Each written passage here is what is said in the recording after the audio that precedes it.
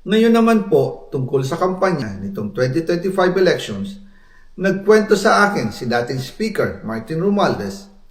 Kinausap daw siya ni PBBM sa Tacloban para tumulong sa gastusin ng mga kandidato mula national hanggang local candidates. Ang sagot ni Speaker, naibigay na niya ang SOP collections sa Bureau of Customs na umabot sa 11 billion pesos. Dagdag pa dyan, may 9 billion pesos collection mula sa sugar na ayon mismo sa kanya ay pinaghahatian lang ng 5 kumpanya para makontrol nila ang presyo ng asukal sa merkado. At iba pa ang kita mula sa importasyon ng sibuyas na hawak naman ni Martin Araneta, kapatid ni First Lady Lisa Araneta Marcos. Kung matatandaan ninyo, noong 2022, nagkaroon po ng investigasyon sa Kamara na pinangungunahan ni Congressman Toto Swansing dahil sobrang taas ng presyo ng sibuyas. Umabot ng 600 pesos kada kilo. Gayong dapat ay nasa 80 pesos lang. Doon lumabas ang pangalan ni Martin Araneta bilang isa sa mga nasa likod ng kontrol sa importasyon ng sibuyas. Pero hindi po natuloy ang investigasyon. Ang sabi ni Speaker, tinawagan daw siya ni First Lady Lisa Marcos at ipinapatigil ang investigasyon. Kaya walang natuloy at walang naparusahan. Dahil pala, kontrolado ng kapatid ng First Lady ang importasyon ng sibuyas. Ganito rin po ang nangyari sa bigas. Noong April 2023, nagsimula nang tumaas ang presyo ng bigas. Kaya iminungkahi ko kay Speaker Martin Romualdez na kung pwede ay mag-angkat tayo ng 13 million metric tons para sa buong taon. Ang layunin ko po ay mapababa ang presyo ng bigas sa 22 pesos kada kilo. Pero hindi po ito inaprubahan ng Pangulo noong sila'y nasa Clark. Dahil doon, sumipa ang presyo ng bigas na umabot ng 55 pesos kada kilo hanggang 2024. Noong 2024, kinausap ko ulit si Speaker Martin Romualdez na kung pwede makausap namin si Secretary Laurel Chu ng Department of Agriculture at Secretary Ralph Recto ng Department of Finance para maibaba ang taripa ng bigas mula 35% to 15%. Sinabi ko kay Speaker Martin Romualdez na kung pababayaan natin ang patuloy ng pagtaas ng presyo ng bigas at umabot ito sa 60 pesos kada kilo, siguradong magagalit na ang taong bayan. Posibleng magrevolusyon na ang mga tao at tiyak na maapektuhan dito ang mga kandidato ng administrasyon sa 2025 elections.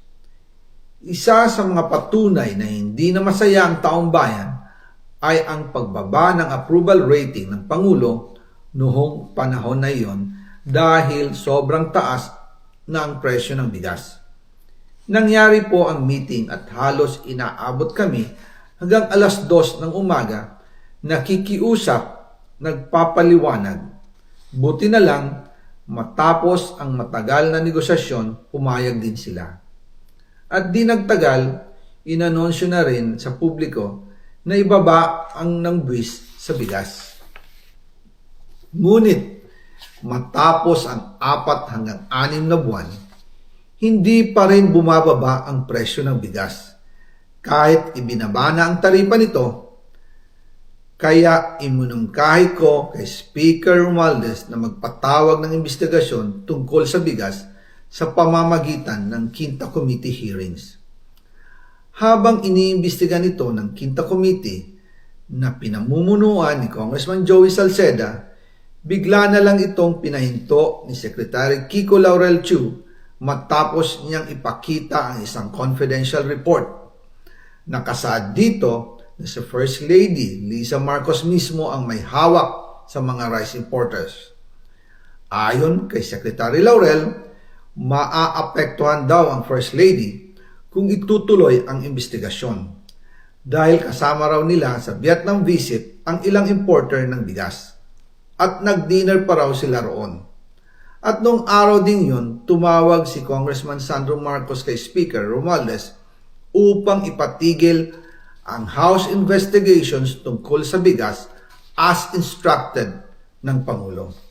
Magkasama kami ni Speaker Martin Romualdez nang tumawag si Congressman Sandro Marcos.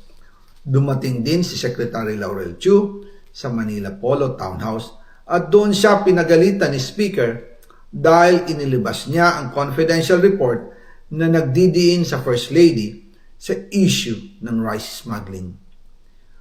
Humihingi ng paumanhin si Secretary Laurel Chu at sinabi niyang, pasensya na, masyado akong naive. Doon namin naintindihan kung bakit. Kahit ibinabana ang import tax ng bigas mula 35% to 15%, ay hindi pa rin bumababa ang presyo sa merkado dahil pala sa dami ng SOP at remittance na ipinapasa sa bawat transaksyon. Dagdag pa po, maraming importers ng isda ang nagre-reklamo dahil kontrolado ito ng kaunting kumpanya lamang. Wala naman daw tax sa importation tuwing lean season, pero kahit ganoon, hindi pa rin sila nabibigyan ng permit to import. Ang mga kaunting kumpanya na ito lang ang nabibigyang permit to import. Dahil dito, kontrolado din ang presyo ng isda at ito din ang dahilan kung bakit mataas ang presyo ng galunggong. Mga kababayan, hindi dapat naghihirap ang Pilipinas. Hindi dapat ganito kamahal ang mga pangunahing bilihin tulad ng bigas. At higit sa lahat, hindi dapat nagugutom ang mga Pilipino. Wala silang malasakit sa taong bayan, lalo na sa mga mahihirap. Inaabuso ang kapangyarihan, nagiging negosyo ang pera ng taong bayan. Masakit man tanggapin, pero ito ang katotohanan. Ang pinakamakapangyarihang pamilya pa mismo ang sangkot sa ganitong sistema. Mula sa Pangulo, First Lady, hanggang sa anak, sila mismo ang nagtatakda, kumukontrol, at nakikinabang sa mga transaksyon dapat sanay para sa kapakanan ng sambayanan. Hawak at kontrolado nila halos lahat ng ahensya, kaya nagagawa nilang itago ang katotohanan. Sa mga susunod na araw, marami pa po akong isisiwalat. Maraming salamat sa inyong oras at patuloy na pag-unawa. Naway, magising tayo sa katotohanan at sama-sama nating hanapin ang hustisya para sa bayan. Diyos mabalos po sa Indogabos.